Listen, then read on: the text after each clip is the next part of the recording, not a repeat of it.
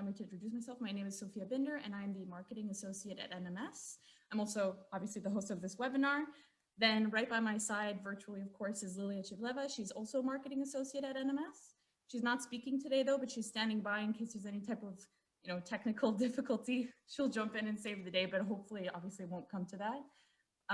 Then last but not least, we have John Reza. He is, as we know, the guest speaker for today. And just before we go on to the next slide, I want to say that if anyone has any questions at all, please feel free to reach out to us at any time in the Q&A section just below.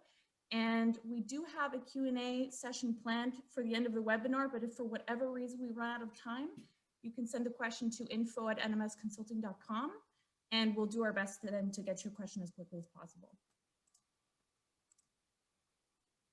All right, so a little bit more about the speaker, John Reza. He is a change agent and a transformational leader. He's focused on innovation and has a strong track record of driving business impact. He's highly engaging, a favorable business partner, and he's a trusted advisor who excels in building and leading top performing teams.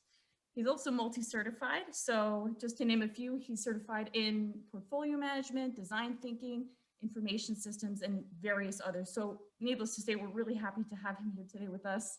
And if you want to connect with John, he is on LinkedIn. I am on LinkedIn as well, and so is Lilia. So if you want to network with us there, we're happy to connect with you and get the conversation started. Next slide, please.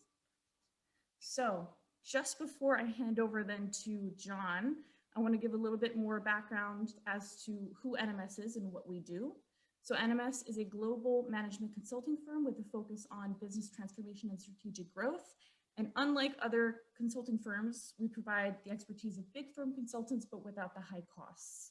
So I'm also really pleased to announce today that NMS is considered to be one of the top consulting firms, not just in Europe, but globally as well. So miniature applause for us. That's really great news. And we have an international team. And our European offices include Berlin, Frankfurt, Paris, as well as London, and we're continuing to grow. Our focus in Europe is on strategy as well as transformation, specifically in the SME market. And this includes a broad spectrum of strategic, operational, and technology services. So just to name a few, we have business turnaround, change management, marketing strategies, buy and build strategies, and of course, digital transformation. So I think that really covers it from my side. Whenever you're ready, John, then I'm going to hand it over to you. Thank you, Sophia, Lilia, and NMS Consulting for making this webinar possible and for inviting me as a guest speaker. Greetings to all of you attending today, and thank you for joining us. I hope you and your families are well, regardless of where you are joining us from. I know that we are making progress with the COVID-19 vaccinations in the US. And last week, CDC announced that those who are vaccinated do not have to wear a mask in public any longer. So perhaps a little bit of much needed normalcy will be upon all of us soon. All right, so let's get started. As you can see, I have a full schedule plan for you. The slogan, "Do or Die," was coined by a hero of mine, Mahatma Gandhi. And I use it to capture why digital transformation is so critical in the survival of many companies. But to start with, let me give you a quick backdrop as to why I decided to have this webinar. I've been hearing and reading about digital transformation for years. However, even I struggled with the true meaning of digital transformation in the beginning. In my mind, when you're in the information technology field, using technology to transform businesses, processes, and the end user experiences is a natural and ongoing activity and will always remain to be an ever-evolving, continuous process. And the hundreds of definitions and interpretations of what digital transformation is by various industry experts and giants, although very meaningful, didn't help me understand the difference. Is this another large enterprise-wide project? I kept asking myself. So after a lot of research, watching webinars and YouTubes of scholars in the field, And based on my experience, skills, and knowledge, I have manifested my definition of what digital transformation is and have introduced the digital transformation virtual factory with all the capabilities you need to implement. Here are some examples of the definitions I found when I Googled it. Among these, my favorites shown with the arrow. But today I want to share my experience with you and hopefully add a fresh perspective to digital transformation that might make it more relatable. In doing so, I will try to bring clarity, understanding, and support to my suggestion that you will be prolonging your digital transformation efforts without the essential capabilities and an emerging new style of relationships among the C-suite that the CEO and the CIO should jointly lead. But it wasn't until I watched one of Jenny Ross's presentations on YouTube that helped me put things into perspective. Jenny Ross is a research scientist at the MIT Center for Information Systems Research, and she specializes in enterprise architecture and management. And of course, we're all reminded daily of the barrage of new digital native companies who are market and putting pressure on the legacy businesses to transform. Her distinction of digitizing versus digital is an excellent segue to what makes the transformation digital. If you are digitizing, you are enhancing your legacy business and trying to achieve operational excellence. And in today's socioeconomic climate, that's something most of you should be doing already. It's when you have created the capabilities that allow you to do rapid business innovation and deliver a new customer value proposition that you can call yourself digital. Let's step back for a moment. Mark Prensky, who's an American writer and speaker on education, coined the term digital natives. It's a generation of people born after the advent of widespread use of digital technologies in the last decades of the 20th century. An event that he called singularity that changes things so fundamentally that there is no going back. Digital natives have spent their entire lives surrounded by using computers, video games, digital music players, video cams, cell phones, and all other toys and tools of the digital age. The internet, social media, and instant messaging are integral part of their lives. When the first wave of these technologies came about, they changed the experiences and behaviors of the consumers and were the cause of the rise of the initial wave of the 21st century consumerism. I wrote about these back in 2012 in a white paper called Gear Up for Camping, Cloud, Analytics, Mobility, and Process. And to respond to this consumerism, a lot of newly companies called digital native entered the market. These are brands that have only existed in the digital world, meaning one that exists primarily or entirely online. And they started adding pressure on established companies to become digital as well. We witnessed this during the dot-com era when it crashed and its aftermath.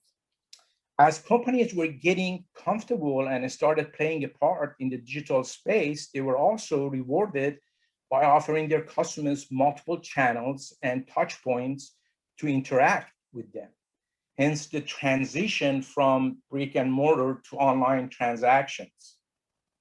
Then came about another new wave of technologies, AI, 5G, blockchain, robotic propulsion, quantum computing. However, these are more powerful and the kind that can complement and enhance the last wave in unimaginable ways. If these technologies weren't enough to influence the conventional businesses to continue their adoption of digital technologies and be responsive to the ever-changing demands and expectations of providing a better customer experience, we got hit with COVID-19 pandemic. The consumer experience and journey and COVID-19 became the nucleus, impetus, and accelerants to digital transformation. This was the wake-up call or the aha moment for the legacy businesses that can no longer depend on their conventional value chains defined masterfully by Michael Porter decades earlier to sustain a competitive advantage. You can no longer be cheaper or better to win customer and market share. Your value chain and ecosystem had to change to keep up and match the new experiences and their customers desired when they desired and received when they're doing business with their competitors and digital native brands. Let me walk you through a patient's experience and journey with a quick healthcare industry example. I use myself as an example. So I moved to Florida for employment, and my Achilles tendon was ruptured during a badminton game. And that, of course, meant a visit to ER, a primary care doctor, and multiple orthopedic surgeons, various testings, and working with the hospital and completing lots of forms for the surgery. I was also prescribed medication for pain and to prevent infection. So I visited pharmacies a few times.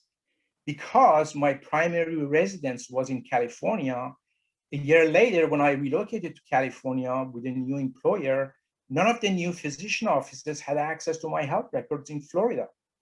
It was like my surgery in Florida had never happened.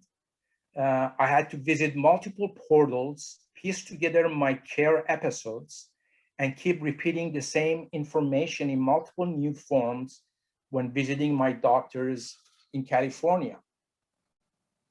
These healthcare institutions, whether for profit or not, have their unique businesses and objectives. Every time you use the US healthcare system, you will traverse the ecosystem by going through multiple network of payers, providers, and other healthcare related services. Every time they must provide services to you, they will, based on their interest and purpose, slice and dice your records, the patient records, albeit not intentionally. As a result, each episode of your care creates patient information and data silos, making it challenging for patients to navigate the healthcare system and learn about their care delivery details and have a productive, easy experience. See, when these institutions start transacting with one another to handle your care, they create a disconnected, fragmented experience for the patients. For example, it is not unheard of for patients to have to go to 5 to 8 different portals to learn about the outcome and results of their lab tests and x-rays and visits to doctors. The exception is when you use an integrated delivery system, but even then you might go out of their network. So let's go back to that earlier slide and change the word customers with patients. You'll see how these patients, who are also customers of other digital institutions such as online banks and retails, started demanding similar new patient experiences and journeys. And that will require a unique value proposition that's aligned with their expectations and experiences. A new value proposition for patients requires legacy and conventional businesses to transform. Still, these businesses have been around for decades and come with many traditional building blocks, spanning their cultures, business processes, systems, products, and services that have been their bread and butter for many years. For decades, they've been trying to streamline their business processes and operations, implement all kinds of systems, and integrate them to offer their customer better service and products. They have already experienced several transformations and used various change management techniques to redesign their processes and put quality improvement controls in place. They have implemented data warehousing, analytics, HR, electronic health records, ERPs, financial systems to automate their front and back office enterprise processes and become more efficient and productive. It is not just those conventional building blocks, also the external forces that have put additional pressure on legacy businesses to change. In healthcare, patients are not demanding more virtual care, in-home care. They want price transparency and understand their choices and the ability to compare providers before committing to an inpatient or outpatient procedure. They want omni-channel access to their care delivery, for example. There are also pressures from within the industry. Some of you are familiar with the healthcare industry. See, they're moving from fee-for-service to value-based care and bundled payments and population health management.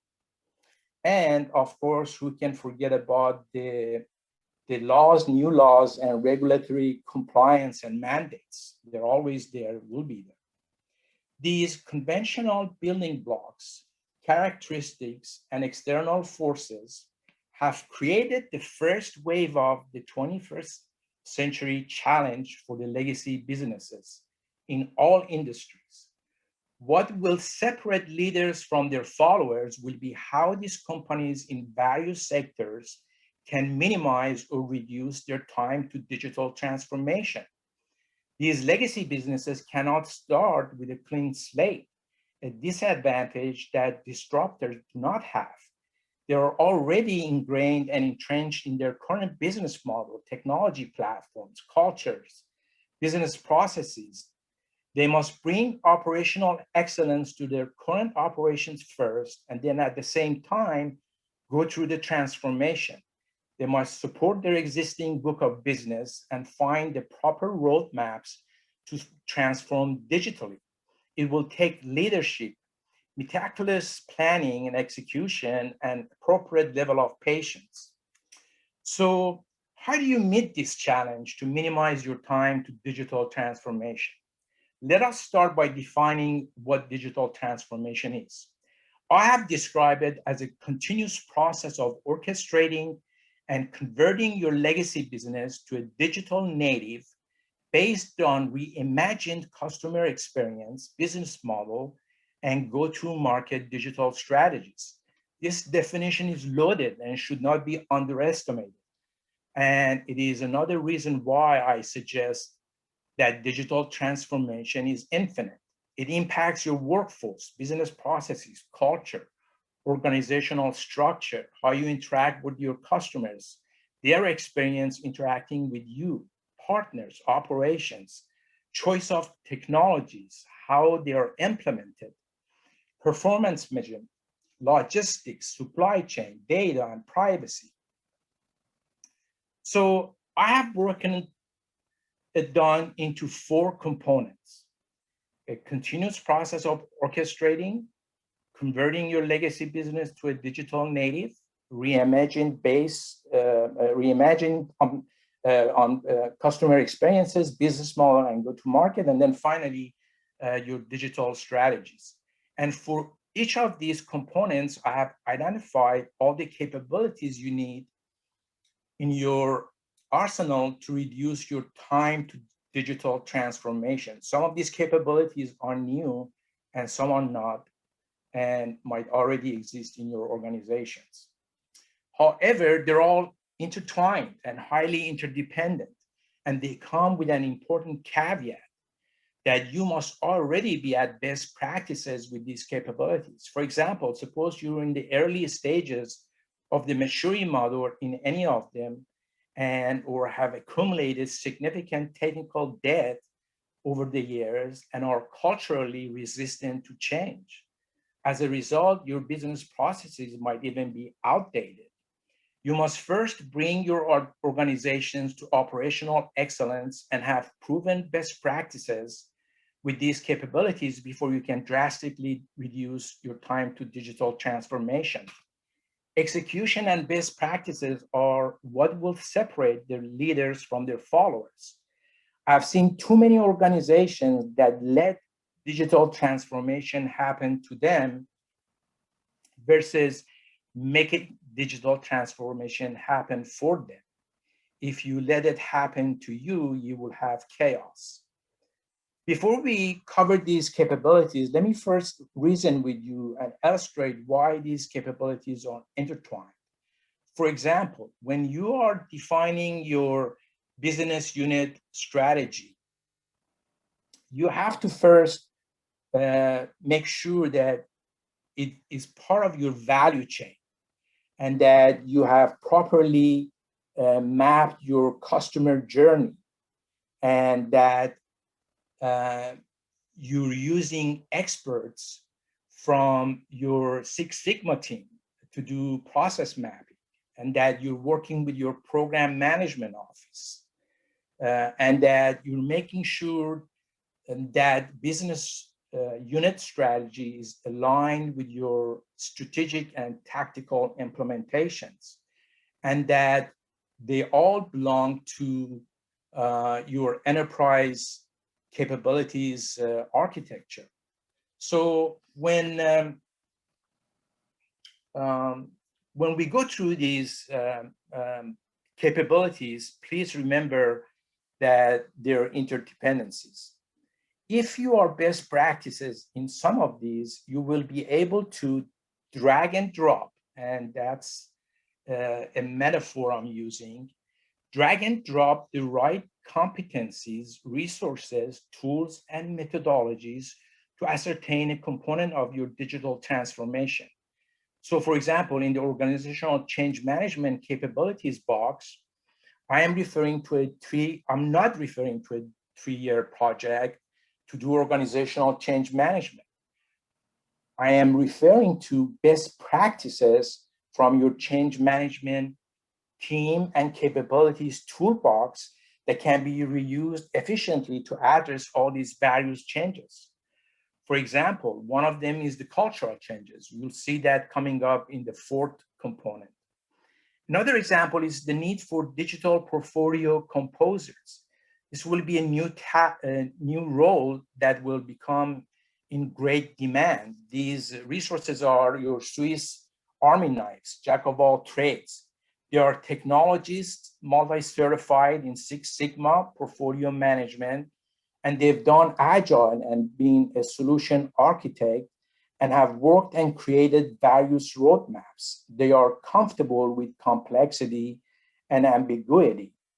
They are what I call masters of orchestration or great orchestrators. This next set of capabilities are tools, platforms, methods, competencies, and resources related to technology. For example, do you have a comprehensive, meaningful, and integrated legacy to cloud native migration roadmap? And continuous integration, continuous delivery, or deployment?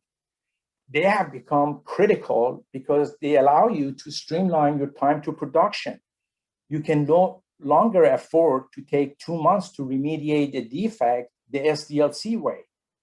Develop, design, test, deploy cycles are reduced significantly in CI/CD environments. Interoperability is another critical element to transformation. And there are so many different kinds and types of APIs that you will need to have an API gateway, library, version control, and management. How can you transfer or convert without your current business and technology architectures? If you don't have them and you can't reference them, you're going to have a hard time with the transition and transformation. What are your data transformation capabilities and ongoing strategy? There is also a movement towards reusable digital platform-based technologies. So, for example, using microservices, you can create function as a service platform and reuse it for multiple purposes. Reimagining doesn't happen overnight. So if you are reimagining your customer experience business model and go to market, wouldn't you want to know what are some of the digital offering best practices used by your competitors or other industries that you can leverage into yours? If the customer experience is at the heart of your reimagining, wouldn't you want to create customer journey maps, perhaps using design thinking techniques? Wouldn't how you measure your key performance indicators change? And what are they? Have you defined them? Wouldn't you need reimagining subject matter experts? If you are in different industries, what drives your digital competitive advantage are your drivers. What are those drivers? What about the culture? One scholar says digital transformation is all about culture. What is your digital native culture? Your governance changes. How does your digital strategies impact your suppliers, partners? What if they're not aligned or ready? Once you know what your drivers are, what digital capabilities would you be offering your customers? Do you know them? According to Cognizant, 70% of digital transformation programs fail.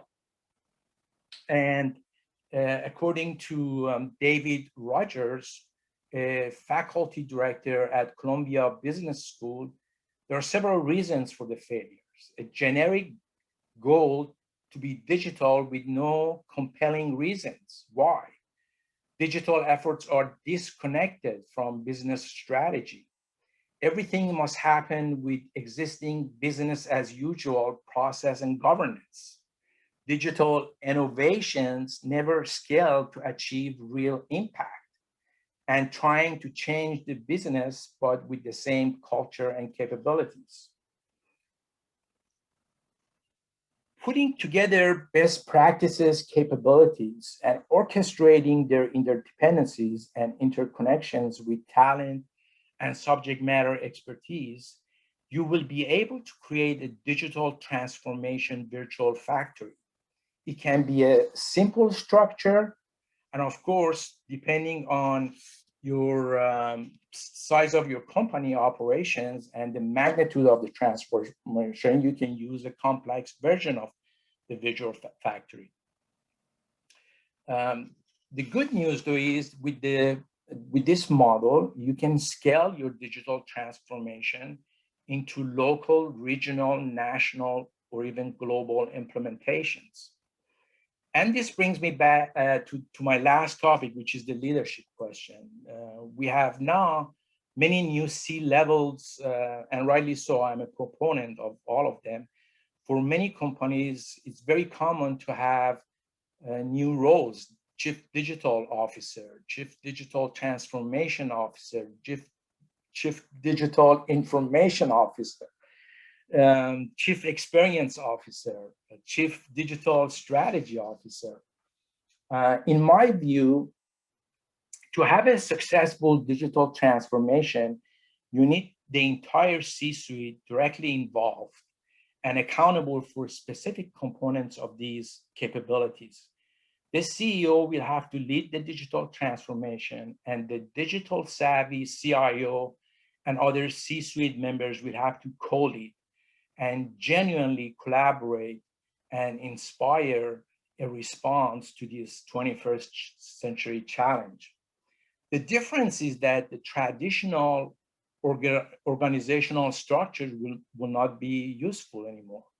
So instead, you have to design and put a virtually networked leadership structure in place that can make digital transformation happen for you and not let digital transformation happen to you. So that ends my presentation. I want to send it back to Sophia, see if there are any questions from the attendees. Sure. Thank you so much, John, for the valuable insights you shared today. And also thank you, first of all, no, second of all, to the audience for attending. Unfortunately, I don't think we're going to have the time to get to the Q&A today because we just hit the 5:30 mark and I don't want to keep people too long. So I'm just going to sum it up. And if you do have any questions, please do send them to us to info@nmsconsulting.com and we will get to your questions. Apologies for that. Also, just to let you know, we will be sending the recording of the webinar. So if you want to revisit this session, or if perhaps you'd like to share it with someone who you think will see value in this, please do send it to them. That would be fantastic. I'd also like to mention that we now offer the NMS Digital Transformation Package. So if you're interested to get on the path of digital transformation, please contact us again at info@nmsconsulting.com and we'll provide you with more details. Just in a nutshell though, the package includes a short review of your business or a specific area that you'd like to look into. And then we'd help you to understand how digital transformation can have an impact there. It's a series of 6 steps. So after that, then we do more in-depth work for you. And I think that really covers it. Just one last thing then from my side. We will be doing another webinar the end of June/early July. So if you're interested to hear from us again, please keep an eye out for that. There's a high likelihood that we will be going more in depth into the areas that John shared today. So that's exciting news. And otherwise, we hope you have a lovely rest of your day. Take care, and we hope to see you again soon. Bye-bye.